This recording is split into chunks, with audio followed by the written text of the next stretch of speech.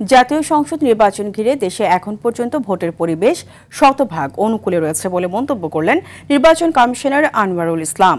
আগারগাঁও নির্বাচন ভবনে সাংবাদিকদের তিনি এই কথা বলেন। তিনি আরও বলেন, নির্বাচন কমিশনের গেজেট আকারে প্রকাশিত সংসদীয় আসনের সীমানার চূড়ান্ত তালিকা নিয়ে আদালতে অভিযোগ দেয়া বা বিক্ষোভ করে কোনো লাভ হবে না। ইসি নিরপেক্ষতা ও যৌক্তিকভাবেই গেজেট করেছে।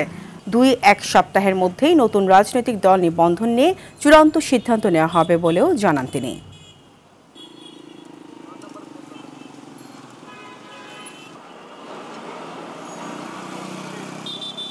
ভোট না হওয়ার মতো প্রতিকূল তো কোনো অবস্থা এখন পর্যন্ত আমাদের কাছে মনে হচ্ছে না।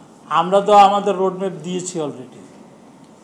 রোডম্যাপ তো কথা বলতেছি যে এই আইনের অধীনকৃত সীমানা নির্ধারণ বা কোনো আঞ্চলিক নির্বাচনী এলাকার গঠন বা কমিশন কর্তৃক বা কমিশনের কর্তৃত্বাধীনে গৃহীত কোনো কার্যধারা বা কৃত কোনো কাজকর্মের বৈধতা সম্পর্কে কোনো আদালতে বা অন্য কোনো কর্তৃপক্ষের নিকট কোনো প্রশ্ন উত্থাপন করা যাইবে না।